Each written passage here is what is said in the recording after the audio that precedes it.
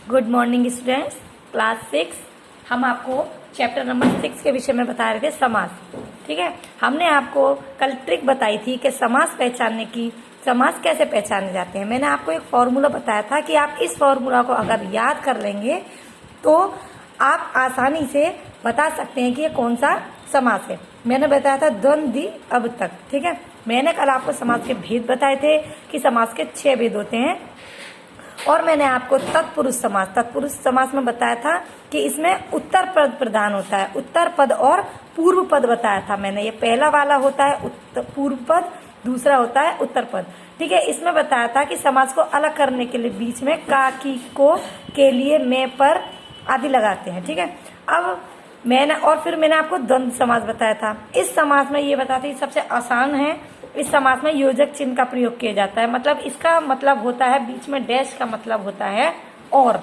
ठीक है, ये विलोम शब्द की तरह होते हैं, जैसे भाई बहन, रात दिन, तो बीच में डैश होता है, इसका मतलब होता है और।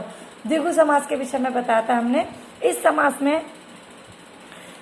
में पहला पद संख्या होती है। पहला पद क्या होती है? संख्या होती है। इसमें समूह का भी बोध होता है। मतलब जैसे हमने बताया तिराया, तो 3 राहों का समूह जिसमें 3 राह आते हो। चौराहा 4 राहों का समूह।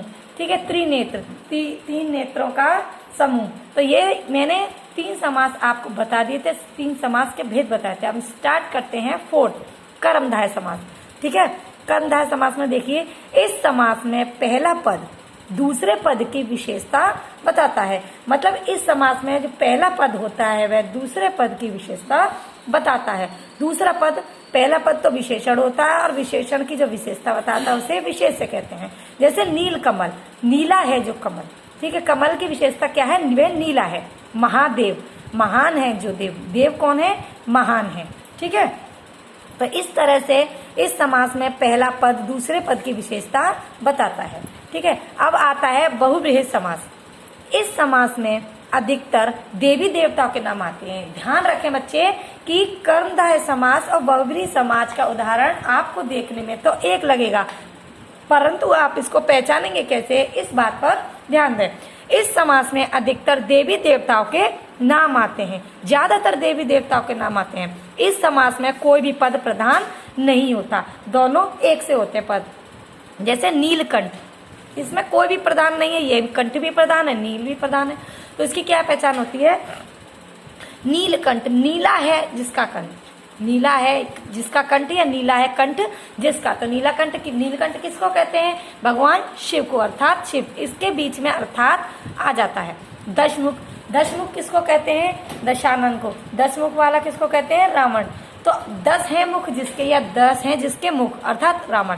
तो इसमें क्या पहचान होती है? बहुव्रीहि समास में कोई भी पद प्रधान न होकर कोई अन्य पद प्रधान होता है। अन्य पद से मतलब क्या होता है? ध्यान दें, नीलकंठ, नीला है कंठ जिसका, अर्थात नीलकंठ किसको कहते हैं? अर्थात शिव। तो एक नया पद बन गया शिव। 10 मुख, 10 है जिसके मुख, तो 10 मुख कौन है? रावण, अर्थात रावण। ये एक अन्य पद बन गया। अब देखिए कर्मधारय और बहुव्रीहि समास में क्या अंतर होता है, अगर पहचानने का तरीका। कर्मधारय समास का उदाहरण है कमल नयन। कमल नयन, तो कमल के समान नयन, ये भी हो गया। अब आप कहेंगे कि ये भी एक सा हो गया, और नीलकंठ है और कमल है, तो इन दोनों को पहचानने का क्या तरीका है?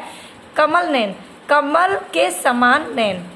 ठीक है, और अब इसका है कमल नयन, कमल जैसे नैनों वाला, अर्थात विष्णु। इसमें भगवान का नाम आ जाएगा। जैसे अब हम कहें नीलकंठ, नीला है जिसका कंठ, अर्थात शिव। अगर ये आपको समस्त पद करने को आए तो आप लिखेंगे नीला है कंठ जिसका, अर्थात शिव। इसका समस्त पद क्या होगा? तो इसका होगा समस्त पद नीलकंठ। और आप कहें कि नीलकंठ का समास विग्रह कीजिए, तो नीला है जिसका कंठ, अर्थात शिव। तो इसका ये मतलब हुआ कमल नयन, कमल के समान नयन, कमल के समान नयन मतलब कमल के जैसे नयन। तो ये हो गया कर्मधारय समास। और अगर हम इसी कमल नयन को बहुव्रीहि समास में लिखेंगे तो कमल जैसे नैनों वाला, अर्थात विष्णु। इन दोनों की ये पहचान होती है कि बहुव्रीहि में अर्थात आ जाता है, और बहुव्रीहि समास में अर्थात आ जाता है, देवी देवताओं के नाम आते हैं। कर्मधारय समास में पहला पद दूसरे पद की विशेषता बताता है, इसकी यह पहचान होती है। अब लास्ट है अव्ययीभाव समास। अव्ययीभाव समास भी द्वंद्व समास की तरह बहुत अच्छा और बहुत ही सरल है। इसको पहचानने का आसान तरीका यह है कि जिन शब्दों के आगे उपसर्ग प्रयोग किया जाता है, मतलब जिन शब्दों के पहले, जिस शब्दों के पहले जैसे उपसर्ग लगाते हैं सभी, मैंने आपको बताया था उपसर्ग प्रत्यय, जिन शब्दों के प्रारंभ में या आरंभ में उपसर्ग जुड़े हों वह अव्ययीभाव समास कहलाते हैं। अव्यय का मतलब होता है कि जिन शब्दों में हम परिवर्तन नहीं कर सकते। अव्यय का मतलब होता है परिवर्तन ना होना। जिन शब्दों में हम परिवर्तन नहीं कर सकते, जैसे यथा, यथा हो गया उपसर्ग, प्रति हो गया उपसर्ग। यथा को हम नहीं बदल सकते, प्रति को नहीं बदल सकते, आ को नहीं बदल सकते, निर्भर, ये आपके उपसर्ग होते हैं। उपसर्ग होते कि जो शब्द पहले प्रयोग किए जाते हैं, जैसे यथाशक्ति, तो यथाशक्ति, यथाशक्ति का मतलब हुआ शक्ति के अनुसार। भर पेट, पेट भरकर, ठीक है। मैंने जैसे कहते हैं हमने पेट भरकर खा लिया, तो पेट भरकर, भर पेट भी बोल सकते हैं। यथाशक्ति, शक्ति के अनुसार, जिसमें शक्ति होती है, शक्ति के अनुसार। तो रातों रात, रात ही रात में, ठीक है।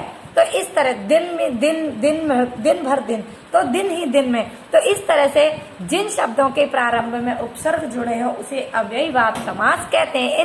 इनके आगे इनकी पहचान होती है, आगे यथा, प्रति, आ, निर्भर और भी जितने भी उपसर्ग हैं वो लगे हुए आते हैं, तो इनकी यह पहचान होती है। तो आपके ये समास मैंने आज क्लियर करवा दिए हैं। आप इनको अच्छे से देखेंगे, इनकी पहचान याद रखेंगे कि द्विगु समास में संख्या आती है, द्वंद्व समास में देश लगा हुआ आता है, तत्पुरुष समास में समास को अलग करने के लिए का, की, को, के लिए, में, पर आदि का प्रयोग किया जाता है। इसमें उत्तर पद, लास्ट का पद प्रधान होता है। कर्मधारय समास में होता है कि इस समास में पहला पद दूसरे पद की विशेषता बताता है। बहुव्रीहि समास में होता है, इस समास में अधिकतर देवी देवताओं के नाम आते हैं। कर्मधारय, ठीक है। अब लास्ट में आता है वह अव्ययीभाव समास। अव्ययीभाव समास में जिन शब्दों के आरंभ में उपसर्ग जुड़े होते हैं उसे अव्ययीभाव समास कहते हैं। तो मैंने बच्चों ये आसान सी ट्रिक आपको बताई थी। अब मैं आपसे फिर कह रही हूँ कि आप इस फॉर्मूले को अगर याद कर लेंगे तो आपको 6 समास के भेद आसानी से, कोई भी आपसे पूछे तो आप तुरंत उसका जवाब दे सकते हैं कि इसके 6 भेद होते हैं द्वंद्वी अब तक। इससे यह पहचान हो जाती है कि इसके 6 भेद होते हैं, ठीक है। स्टूडेंट्स, मैंने आपको बता दिया। अगर और कोई प्रॉब्लम होती है आप इसको रीड करेंगे, इसकी पहचान करना सीखेंगे। अगर और कोई प्रॉब्लम होती है तो आप मुझसे कॉल या मैसेज करके पूछ सकते हैं। और इसकी एक्सरसाइज एंड क्वेश्चन आंसर मैं आपके पास पिक भेज दूंगी और इसकी एक्सरसाइज भी फिल करके आपके पास भेज दूंगी। Okay, thank you.